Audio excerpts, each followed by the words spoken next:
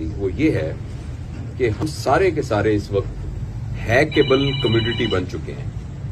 ये जो हमारे हाथ में डिवाइस है ना, ये हमें लगता है कि शायद हमारे फायदे के लिए इजाद की गई है, और हमें ये लगता है कि ये फेसबुक है, ये मेरी सहूलत के लिए है, और व्हाट्सएप मेरी सहूलत के लिए है, और इंस्टाग्राम मेरी सहूलत के लिए है। लेकिन ये ऐसा नहीं है।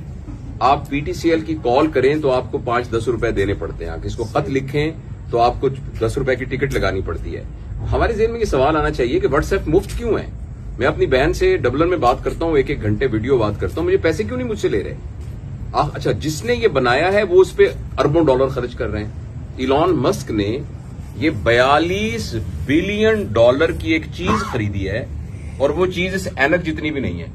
उस चीज का नाम है ट्विटर, और ट्विटर से एक पैसा भी कोई नहीं कमा रहा। तो उसने 42 बिलियन डॉलर इतने बड़े बिजनेसमैन ने क्यों खर्च किए हैं?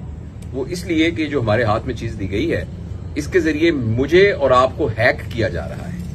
पहले हमें ये कहा जाता था कि हम हैकेबल एनिमल हैं, स्पीशी हैं, हम हैक हो चुके हैं।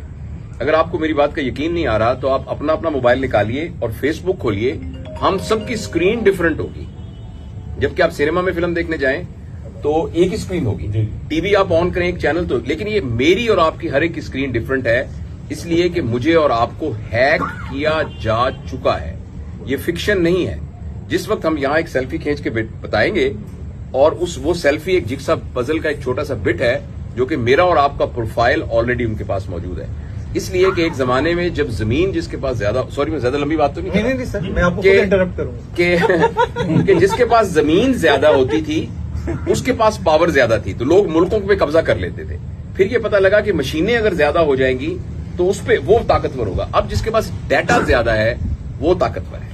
ये बात मैंने इसलिए आपको बताई कि इस वक्त बहुत फजूल डाटा इसके ऊपर आ रहा है, और उस डाटा के जरिए हमारे दिमाग को प्लूट किया जा रहा है, खासतौर पर हमारी यूथ के। तो मैं इसकी तफसील में जाने की बजाय सिर्फ मैंने इशारतन अर्ज किया है, हमारे लिए इसके ऊपर जो ये काम कह रहे हैं, वीलॉग बनाना या जो हम अच्छी बात सोच रहे हैं उसको बयान करना इसलिए बहुत जरूरी है कि हम उस गलत डाटा को कम से कम कुछ ना कुछ कम्बैट कर सके, कोई ना कोई अच्छी बात इसके ऊपर नजर आए। दुनिया का तो अब तो ये तो हिस्सा बन गया है, और हमारा भी जिंदगी का हिस्सा है। इसमें अब इसको अपने आप को बचाएं कैसे?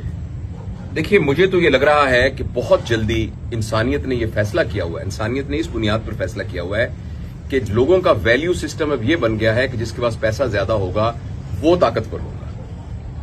पैसे की अहमियत हमेशा मुआशरे में रही है, लेकिन पैसा वैल्यू सिस्टम के एतबार से टॉप पर नहीं था। वैल्यू उस चीज की थी जो पैसे के बगैर खरीदी जा सकती है। हम भी कहेंगे कि ईमानदारी की ज्यादा वैल्यू है पैसे से, सच्चाई की।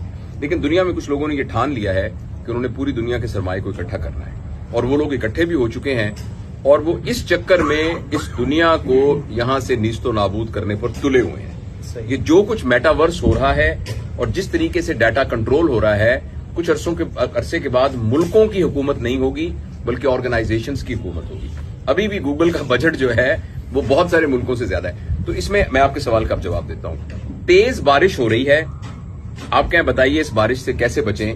मुझे जाना तो है एनआईसी में भी, तो आप बारिश को नहीं रोक सकते।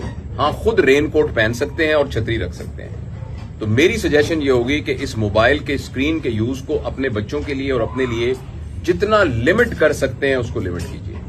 इसको सिर्फ इंफॉर्मेशन और कम्युनिकेशन के लिए यूज कीजिए, एंटरटेनमेंट के लिए बिल्कुल मत यूज कीजिए, वरना अगले 10 साल में ऐसी नस्ल आ रही है और वेस्ट में आनी शुरू हो गई है कि जिन बच्चों को सुसाइडल टेंडेंसीज होंगी, चाइल्डहुड डिप्रेशन होगी, एबनॉर्मल सेक्सुअल बिहेवियर्स होंगे, सुसाइडल थॉट्स आएंगे। ये इतनी खतरनाक बात है। तो अपने आप को बचाने के लिए जितना नेचर से अटैच हो सकते हैं, कनेक्शंस की देख, हम जो सारे बैठे हुए हैं ना, ये हमारे कनेक्शंस नहीं है, ये हमारे रिलेशंस हैं।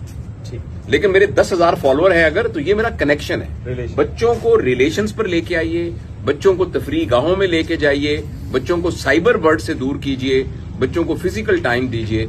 ये इससे बचने का तरीका है, अदरवाइज ये एक तूफान है जो आके तबाह कर देगा। सर, आप